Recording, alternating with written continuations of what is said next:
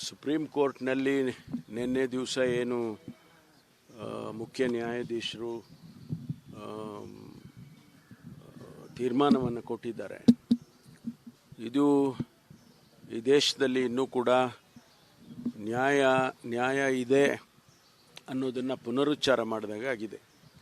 ಅದರಿಂದ ಮುಖ್ಯಮಂತ್ರಿಗಳು ಹೇಳ್ತಾ ಇದ್ರು, ಇದರಲ್ಲಿ ನನ್ನ ಪಾತ್ರ ಏನೂ ಇಲ್ಲ, ನಮ್ಮ ಮನೆಯವರ ಪಾತ್ರ ಕೂಡ ಏನೂ ಇಲ್ಲ, ನಮ್ಮ ಶ್ರೀಮತಿಯವರ ಪಾತ್ರ ಏನೂ ಇಲ್ಲ ಅಂತ ಹೇಳಿ ಹೇಳ್ತಾ ಇದ್ರು.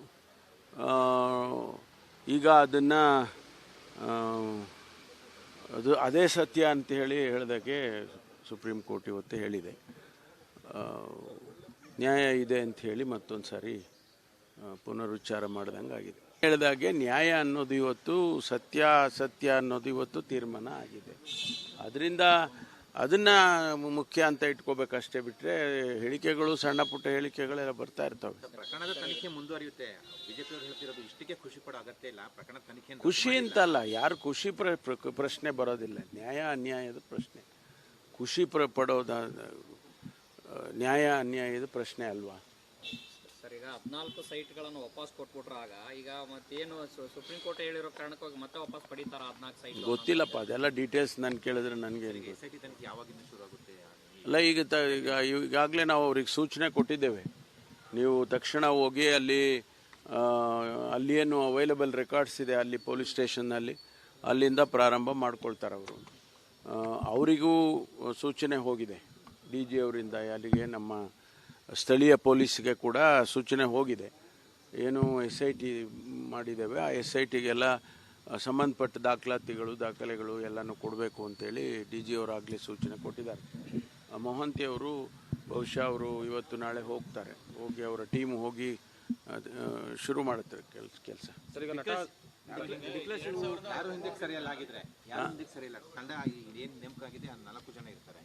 ಅಲ್ಲ, ಈಗ ಸದ್ಯದಲ್ಲೇ ಅವ್ರು 4 ಜನ ಇರ್ತಾರೆ. ಅವರೇನಾದರೂ ಯಾರಾದರೂ ನಿನ್ನೆ ಯಾರೋ ಹೇಳಿದ್ರು ನನಗೆ, ಅದರಲ್ಲಿ ಯಾರೋ ಮಾಧ್ಯಮದಲ್ಲೂ ಕೂಡ ಬಂದಿತ್ತು, ನನ್ನವರೆಗೂ ಇನ್ನೂ ಬಂದಿಲ್ಲ. DG ಅವರಿಗೆ ಅಥವಾ ಕಮಿಷನರ್ಗೆ ಏನಾದರೂ ಅವ್ರು ಯಾರಾದರೂ ಆ ಕಮಿಟಿಯಲ್ಲಿರೋರು ಯಾರಾದರೂ ರಿಕ್ವೆಸ್ಟ್ ಮಾಡಿದರೆ ಅವ್ರನ್ನ ರಿಪ್ಲೇಸ್ ಮಾಡ್ತಾರೆ.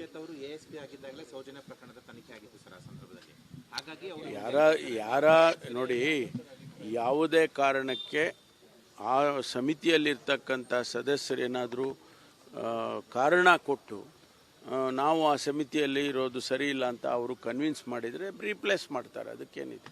ವರದಿ ಆ ರೀತಿ ಏನಾದರೂ ವರದಿ ಸರ್ಕಾರಕ್ಕೆ ಬಂದಿದ್ದರೆ ತರಿಸಿ ನೋಡೋಣ. ಅದು ಈಗ ಅವರು ಯಾರು ವರದಿ ಕೊಟ್ಟಿದ್ದಾರೆ ಗೊತ್ತಿಲ್ಲ. ವರದಿ ಯಾರು ಕೊಟ್ಟಿರೋರು ಯಾರು? ಎಕ್ಸ್ಪರ್ಟ್ ಯಾರು ಮಾಡಿದ್ದಿದೆ ಯಾರು? ಕಮಿಟಿ ಯಾರು ಮಾಡಿದ್ರು? ಯಾವ ಎಕ್ಸ್ಪರ್ಟ್ ಕಮಿಟಿ? ಮತ್ತು ಅದು ಇಲಾಖೆ ಸರ್ಕಾರದ ಅನುಮತಿಯಿಂದ ಆಗಿದೆಯಾ ಅಥವಾ ಖಾಸಗಿ ಆಗಿದೆಯಾ? ಅವೆಲ್ಲ ಏನು ಗೊತ್ತಿಲ್ವಲ್ಲ. ಸುಮ್ಮನೆ ವರದಿ ಬಂದಿದೆ, ಎಲ್ಲಿಗೆ ಬಂದಿದೆ ವರದಿ? ಅಧಿಕೃತವಾಗಿ ಯಾವುದಾದ್ರೂ ವರದಿ ಸರ್ಕಾರಕ್ಕೆ ಬಂದಿದ್ದರೆ ಅಂದರೆ ಅದು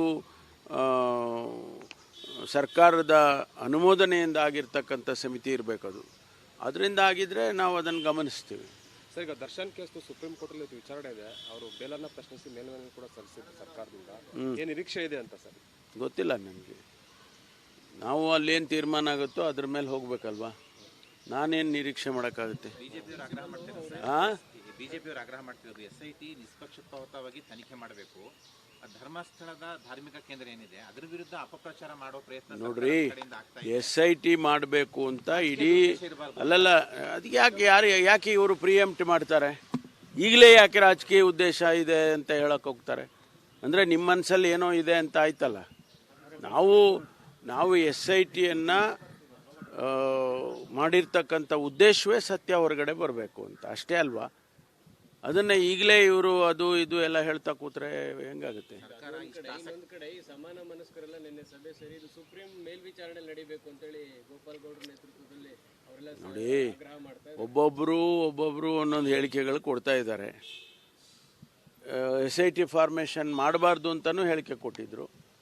ಆದರೂ ನಾವು ಎಲ್ಲ ವಿಚಾರಗಳನ್ನು ಗಮನಕ್ಕೆ ತಗೊಂಡು ಮುಖ್ಯಮಂತ್ರಿಗಳು ಸರ್ಕಾರದಲ್ಲಿ ನಾವೆಲ್ಲರೂ ತೀರ್ಮಾನ ಮಾಡಿದ್ದೇವೆ. ಸತ್ಯ ಬರಲಿ ಹೊರಗಡೆ, ಸತ್ಯ ಬರಬೇಕಲ್ವಾ? ಅದ್ರ SIT ಮಾಡಿದ ಉದ್ದೇಶ ಏನು? ಸತ್ಯ ಹೊರಗಡೆ ಬರಬೇಕು ಅಂತ ಅಷ್ಟೇ. ನಮಗೆ ಅಲ್ಲಿಗೆ ಲಿಮಿಟ್ ಮಾಡಿಕೊಂಡ್ರೆ ಬೆಟ್ರು.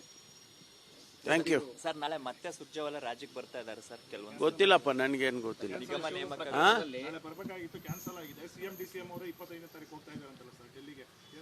25ನೇ ತಾರೀಕು ಮುಖ್ಯಮಂತ್ರಿಗಳು ಉಪಮುಖ್ಯಮಂತ್ರಿಗಳು ಅವರು ಬ್ಯಾಕ್ವರ್ಡ್ ಕ್ಲಾಸ್ದು ಇಲ್ಲಿ ಏನು ಸಭೆ ಆಗಿದೆ ಅದೊಂದು ಸಭೆಯನ್ನು ಡೆಲ್ಲಿಯಲ್ಲಿ ಮಾಡ್ತಾರೆ ಅಂತ ನಮಗೆ ತಿಳಿದಿರೋ ಅಂಥದ್ದು. ಅದಕ್ಕೆ ಹೋಗ್ತಾ ಇದ್ದಾರೆ ಅಂತ. ಅದನ್ನು ಹೋದಾಗ ಸ್ವಾಭಾವಿಕವಾಗಿ ಹೈಕಮಾಂಡ್ನವ್ರ ಜೊತೆ ಮಾತಾಡಿಕೊಂಡೇ ಬರ್ತಾರೆ. ಸರ್ ನೀವು ಒಂದಷ್ಟು ನಿಗಮ ಮಂಡಳಿ ಬೋರ್ಡ್ ಆ್ಯಂಡ್ ಕಾರ್ಪೊರೇಷನ್ ಆಗಿ ವಿಚಾರಕ್ಕೆ ಲೀಸ್ಟ್ ಕೊಟ್ಟಿದ್ರಿ ಸರ್. ನೀವು ಎಲ್ಲ ಕೂಡ ವರ್ಕ್ ಮಾಡಿ ಲೀಸ್ಟ್ ಕೊಟ್ಟರು ಕೂಡ ಯಾಕೆಷ್ಟು ವಿಳಂಬ ಆಗ್ತಾ ಇದೆ ಅಂತ ಸರ್? ಗೊತ್ತಿಲ್ಲಪ್ಪ, ನಾನು ಕೊಡೋದು 6 ತಿಂಗಳಾಯ್ತು ಕೊಟ್ಟು. ಅದನ್ನು ಅವರು ಈಗೆಲ್ಲ ಪ್ರೊಸೆಸ್ ಮಾಡಿದ್ದಾರೆ, ಅಂತಿಮ ಹಂತದಲ್ಲಿದೆ. ಇಷ್ಟರಲ್ಲೇ ಅನೌನ್ಸ್ ಮಾಡ್ತಾರೆ, ಪ್ರಕಟಣೆ ಮಾಡ್ತಾರೆ ಅಂತ ಹೇಳಿ ಕೇಳಿದೆ. ಅದಾಯ್ತು ಬಿಡ್ರಿ, ಈಗ ಮಾಡ್ತಾರಲ್ಲಪ್ಪ. 2 ವರ್ಷ ಆಯ್ತು, 3 ವರ್ಷ ಆಯ್ತು, ಈಗ ಫೈನಲ್ ಆಗಿ ಮಾಡ್ತಾರೆ. ಗೊತ್ತಿಲ್ಲ ನನಗೆ. ನಾವು ಕೊಡೋದು ನಮಗೆ ನೋಡಿ, ನನಗೆ ಒಂದು ಜವಾಬ್ದಾರಿ ಕೊಟ್ಟಿದ್ರು. ನಮಗೆ ಒಂದು 10-11 ಜನ ಸಮಿತಿ ಮಾಡಿ ಕೊಟ್ಟಿದ್ರು. ಆ ಸಮಿತಿ ಎಲ್ಲ ಕೂತ್ಕೊಂಡು ಪ್ರತಿಯೊಂದು ಕ್ಷೇತ್ರದ ಶಾಸಕರು ಕೊಟ್ಟಂಥ ಹೆಸರುಗಳ ಮೇಲೆ ನಾವು ಅದನ್ನು ಆಯ್ಕೆ ಮಾಡಿ ಪಟ್ಟಿ ಮಾಡಿ ಕೊಟ್ಟಿದ್ದೇವೆ. ಅದರ ಮುಂದಿನ ಭಾಗ ಮುಖ್ಯಮಂತ್ರಿಗಳದು ಮತ್ತು ಅಧ್ಯಕ್ಷರದು. ಅದನ್ನು ನಾವು ಪ್ರಶ್ನೆ ಮಾಡಕ್ಕೆ ಹೋಗಲ್ಲ. ಸರ್, ಪಿಕ್ಲೇಶ್ ಪ್ರಕರಣದಲ್ಲಿ A1 ಆರೋಪಿನ ಇದುವರೆಗೂ ಕೂಡ ಪತ್ತೆ ಹಚ್ಚೋಕೆ ಆಗ್ತಾನೆ ಇಲ್ಲ. ಅದೇ ಹುಡುಕ್ತಾ ಇದ್ದಾರೆ, ಒಂದು ವಾರ ಹುಡುಕ್ತಾ ಇದ್ದಾರೆ. ಏನೇನು ನಿಗದಿ ಮಾಡ್ತಾರೇನ್ರಿ? 2 ದಿನದಲ್ಲಿ ಮಾಡ್ತೀವಿ, 1 ದಿನದಲ್ಲಿ ಅವನು ಫೋರ್ಸ್ಫುಲ್ ಆಗಿ ಹುಡುಕ್ತಾ ಇದ್ದಾರೆ. ಆ ಹುಡುಕಿ ಅವನಿಗೆ ಸಿಕ್ಕೋ ರೀತಿಯಲ್ಲಿ ಮಾಡಲೇಬೇಕಲ್ಲ. ಸರ್, A5 ಆರೋಪಿನ ವಿಚಾರಣೆ ಮಾಡಿ ಕಳಿಸಿರೋದ್ರ ಬಗ್ಗೆ ಕೂಡ ಸಾಕಷ್ಟು ಚರ್ಚೆಗಳಾಗ್ತಾ ಇದ್ದಾವೆ. ಆಯ್ತು, ಏನು ಈ ಪ್ರೊಸೀಜರ್ಸ್ ಎಲ್ಲ ನಿಮಗೆ ಎಕ್ಸ್ಪ್ಲೈನ್ ಮಾಡಿಬಿಡ್ಬೇಕಾ? ಇಲ್ಲಪ್ಪ, ಏನು ಎಲ್ಲದಕ್ಕೂ ನೀವು ಪ್ರಶ್ನೆ ಮಾಡ್ತಾ ಹೋದರೆ ಕೊನೆ ಇಲ್ಲ. There is no end to this. Supreme ಕೋರ್ಟ್ನಲ್ಲಿ ನಿನ್ನೆ ದಿವಸ ಏನು ಮುಖ್ಯ ನ್ಯಾಯಾಧೀಶರು ತೀರ್ಮಾನವನ್ನು ಕೊಟ್ಟಿದ್ದಾರೆ, ಇದು ಈ ದೇಶದಲ್ಲಿ ಇನ್ನೂ ಕೂಡ ನ್ಯಾಯ ಇದೆ ಅನ್ನೋದನ್ನು ಪುನರುಚ್ಚಾರ ಮಾಡಿದಾಗ ಆಗಿದೆ. ಅದರಿಂದ ಮುಖ್ಯಮಂತ್ರಿಗಳು ಹೇಳ್ತಾ ಇದ್ರು, ಇದರಲ್ಲಿ ನನ್ನ ಪಾತ್ರ ಏನೂ ಇಲ್ಲ, ನಮ್ಮ ಮನೆಯವರ ಪಾತ್ರ ಕೂಡ ಏನೂ ಇಲ್ಲ, ನಮ್ಮ ಶ್ರೀಮತಿಯವರ ಪಾತ್ರ ಏನೂ ಇಲ್ಲ ಅಂತ ಹೇಳಿ ಹೇಳ್ತಾ ಇದ್ರು. ಈಗ ಅದನ್ನು ಅದೇ ಸತ್ಯ ಅಂತ ಹೇಳಿ ಹೇಳಿದಾಗೆ ಸುಪ್ರೀಂ ಕೋರ್ಟ್ ಇವತ್ತು ಹೇಳಿದೆ. ನ್ಯಾಯ ಇದೆ ಅಂತ ಹೇಳಿ ಮತ್ತೊಂದು ಸಾರಿ ಪುನರುಚ್ಚಾರ ಮಾಡ್ದಂಗೆ ಆಗಿದೆ. ಹೇಳಿದಾಗೆ ನ್ಯಾಯ ಅನ್ನೋದು ಇವತ್ತು ಸತ್ಯ ಅಸತ್ಯ ಅನ್ನೋದು ಇವತ್ತು ತೀರ್ಮಾನ ಆಗಿದೆ. ಅದರಿಂದ ಅದನ್ನು ಮುಖ್ಯ ಅಂತ ಇಟ್ಕೋಬೇಕಷ್ಟೇ, ಬಿಟ್ಟರೆ ಹೇಳಿಕೆಗಳು, ಸಣ್ಣ ಪುಟ್ಟ ಹೇಳಿಕೆಗಳೆಲ್ಲ ಬರ್ತಾ ಇರ್ತವೆ. ಪ್ರಕರಣದ ತನಿಖೆ ಮುಂದುವರಿಯುತ್ತೆ. ಬಿಜೆಪಿಯವರು ಹೇಳ್ತಿರೋದು ಇಷ್ಟಕ್ಕೆ ಖುಷಿ ಪಡೋ ಅಗತ್ಯ ಇಲ್ಲ, ಪ್ರಕರಣ ತನಿಖೆ ಖುಷಿ ಅಂತಲ್ಲ, ಯಾರು ಖುಷಿ ಪ್ರಶ್ನೆ ಬರೋದಿಲ್ಲ. ನ್ಯಾಯ ಅನ್ಯಾಯದ ಪ್ರಶ್ನೆ, ಖುಷಿ ಪಡೋದ ನ್ಯಾಯ ಅನ್ಯಾಯದ ಪ್ರಶ್ನೆ ಅಲ್ವಾ? ಸರ್, ಈಗ 14 ಸೈಟ್ಗಳನ್ನು ವಾಪಸ್ ಕೊಟ್ಬಿಟ್ರಾಗ ಈಗ ಮತ್ತೇನು ಸುಪ್ರೀಂ ಕೋರ್ಟ್ ಹೇಳಿರೋ ಕಾರಣಕ್ಕಾಗಿ ಮತ್ತೆ ವಾಪಸ್ ಪಡಿತಾರ 14 ಸೈಟ್? ಗೊತ್ತಿಲ್ಲಪ್ಪ, ಅದೆಲ್ಲ ಡೀಟೇಲ್ಸ್ ನಾನು ಕೇಳಿದ್ರೆ ನನಗೆ SIT ತನಿಖೆ ಯಾವಾಗಿಂದ ಶುರು ಆಗುತ್ತೆ? ಅಲ್ಲ, ಈಗಾಗಲೇ ನಾವು ಅವ್ರಿಗೆ ಸೂಚನೆ ಕೊಟ್ಟಿದ್ದೇವೆ. ನೀವು ತಕ್ಷಣ ಹೋಗಿ ಅಲ್ಲಿ ಏನು ಅವೈಲಬಲ್ ರೆಕಾರ್ಡ್ಸ್ ಇದೆ ಅಲ್ಲಿ ಪೊಲೀಸ್ ಸ್ಟೇಷನ್ನಲ್ಲಿ, ಅಲ್ಲಿಂದ ಪ್ರಾರಂಭ ಮಾಡ್ಕೊಳ್ತಾರೆ ಅವರು.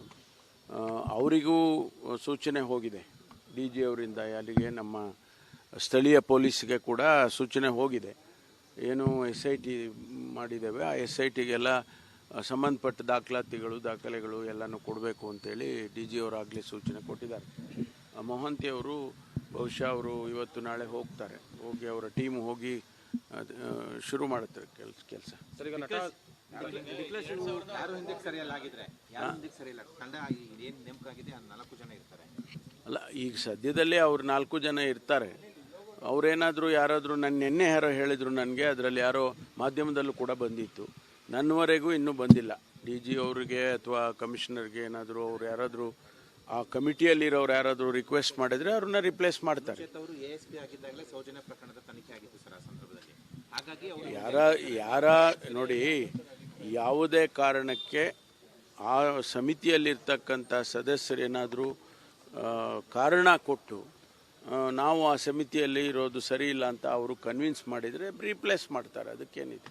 ವರದಿ ಆ ರೀತಿ ಏನಾದರೂ ವರದಿ ಸರ್ಕಾರಕ್ಕೆ ಬಂದಿದ್ದರೆ ತರಿಸಿ ನೋಡೋಣ. ಅದು ಈಗ ಅವರು ಯಾರು ವರದಿ ಕೊಟ್ಟಿದ್ದಾರೆ ಗೊತ್ತಿಲ್ಲ. ವರದಿ ಯಾರು ಕೊಟ್ಟಿರೋರು ಯಾರು? ಎಕ್ಸ್ಪರ್ಟ್ ಯಾರು ಮಾಡಿದ್ದಿದೆ ಯಾರು? ಕಮಿಟಿ ಯಾರು ಮಾಡಿದ್ರು? ಯಾವ ಎಕ್ಸ್ಪರ್ಟ್ ಕಮಿಟಿ? ಮತ್ತು ಅದು ಇಲಾಖೆ ಸರ್ಕಾರದ ಅನುಮತಿಯಿಂದ ಆಗಿದೆಯಾ ಅಥವಾ ಖಾಸಗಿ ಆಗಿದೆಯಾ? ಅವೆಲ್ಲ ಏನು ಗೊತ್ತಿಲ್ವಲ್ಲ. ಸುಮ್ಮನೆ ವರದಿ ಬಂದಿದೆ, ಎಲ್ಲಿಗೆ ಬಂದಿದೆ ವರದಿ? ಅಧಿಕೃತವಾಗಿ ಯಾವುದಾದ್ರೂ ವರದಿ ಸರ್ಕಾರಕ್ಕೆ ಬಂದಿದ್ರೆ ಅಂದರೆ ಅದು ಸರ್ಕಾರದ ಅನುಮೋದನೆಯಿಂದ ಆಗಿರ್ತಕ್ಕಂಥ ಸಮಿತಿ ಇರಬೇಕದು. ಅದರಿಂದ ಆಗಿದ್ರೆ ನಾವು ಅದನ್ನು ಗಮನಿಸ್ತೀವಿ. ಸರ್, ಈಗ ದರ್ಶನ್ ಕೇಸ್ ಸುಪ್ರೀಂ ಕೋರ್ಟಲ್ಲಿ ವಿಚಾರಣೆ ಇದೆ. ಅವರು ಬೇಲನ್ನು ಪ್ರಶ್ನಿಸಿ ಮೇಲ್ಮನವಿ ಕೂಡ ಸಲ್ಲಿಸಿದ್ರು ಸರ್ಕಾರದಿಂದ. ಏನು ನಿರೀಕ್ಷೆ ಇದೆ ಅಂತ ಸರ್? ಗೊತ್ತಿಲ್ಲ ನನಗೆ.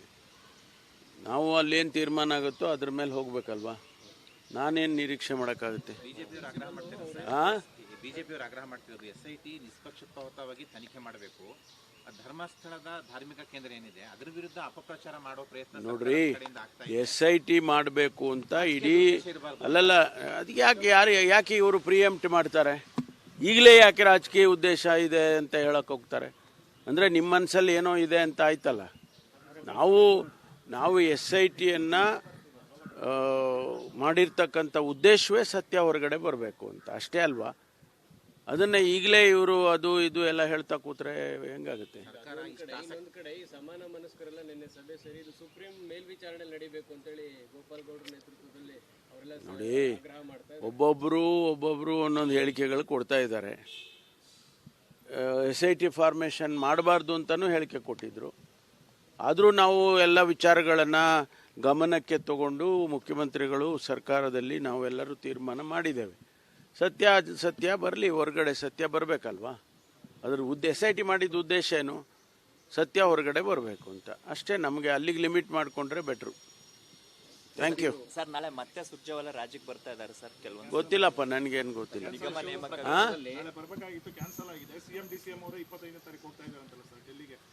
25ನೇ ತಾರೀಕು ಮುಖ್ಯಮಂತ್ರಿಗಳು ಉಪಮುಖ್ಯಮಂತ್ರಿಗಳು ಅವರು ಬ್ಯಾಕ್ವರ್ಡ್ ಕ್ಲಾಸ್ದು ಇಲ್ಲಿ ಏನು ಸಭೆ ಆಗಿದೆ ಅದೊಂದು ಸಭೆಯನ್ನು ಡೆಲ್ಲಿಯಲ್ಲಿ ಮಾಡ್ತಾರೆ ಅಂತ ನಮಗೆ ತಿಳಿದಿರೋ ಅಂಥದ್ದು. ಅದಕ್ಕೆ ಹೋಗ್ತಾ ಇದ್ದಾರೆ ಅಂತ. ಅದನ್ನು ಹೋದಾಗ ಸ್ವಾಭಾವಿಕವಾಗಿ ಹೈಕಮಾಂಡ್ನವ್ರ ಜೊತೆ ಮಾತಾಡಿಕೊಂಡೇ ಬರ್ತಾರೆ. ಸರ್, ನೀವು ಒಂದಷ್ಟು ನಿಗಮ ಮಂಡಳಿ ಬೋರ್ಡ್ ಆ್ಯಂಡ್ ಕಾರ್ಪೊರೇಷನ್ ಆಗಿ ವಿಚಾರಕ್ಕೆ ಲೀಸ್ಟ್ ಕೊಟ್ಟಿದ್ರಿ ಸರ್. ನೀವು ಎಲ್ಲ ಕೂಡ ವರ್ಕ್ ಮಾಡಿ ಲೀಸ್ಟ್ ಕೊಟ್ಟರು ಕೂಡ ಯಾಕೆಷ್ಟು ವಿಳಂಬ ಆಗ್ತಾ ಇದೆ ಅಂತ ಸರ್? ಗೊತ್ತಿಲ್ಲಪ್ಪ, ನಾನು ಕೊಡೋದು 6 ತಿಂಗಳಾಯ್ತು ಕೊಟ್ಟು.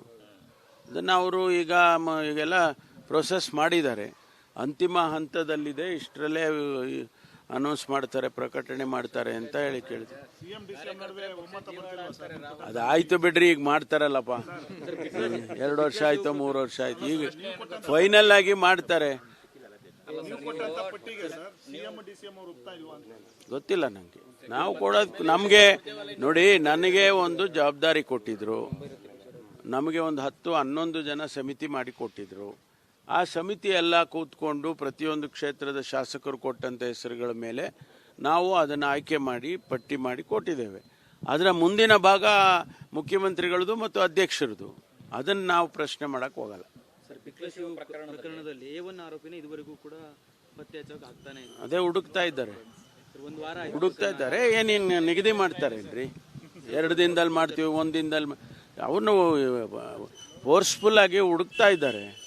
ಆ ಹುಡುಕಿ ಅವನಿಗೆ ಸಿಕ್ಕೋ ರೀತಿಯಲ್ಲಿ ಮಾಡಲೇಬೇಕಲ್ಲ. ಸರ್, A5 ಆರೋಪಿನ ವಿಚಾರಣೆ ಮಾಡಿ ಕಳಿಸಿರೋದ್ರ ಬಗ್ಗೆ ಕೂಡ ಸಾಕಷ್ಟು ಚರ್ಚೆಗಳಾಗ್ತಾ ಇದ್ದಾವೆ. ಆಯ್ತು, ಏನು ಈ ಪ್ರೊಸೀಜರ್ಸ್ ಎಲ್ಲ ನಿಮಗೆ ಎಕ್ಸ್ಪ್ಲೈನ್ ಮಾಡಿಬಿಡ್ಬೇಕಾ? ಇಲ್ಲಪ್ಪ, ಏನು ಎಲ್ಲದಕ್ಕೂ ನೀವು ಪ್ರಶ್ನೆ ಮಾಡ್ತಾ ಹೋದರೆ ಕೊನೆ ಇಲ್ಲ. There is no end to this.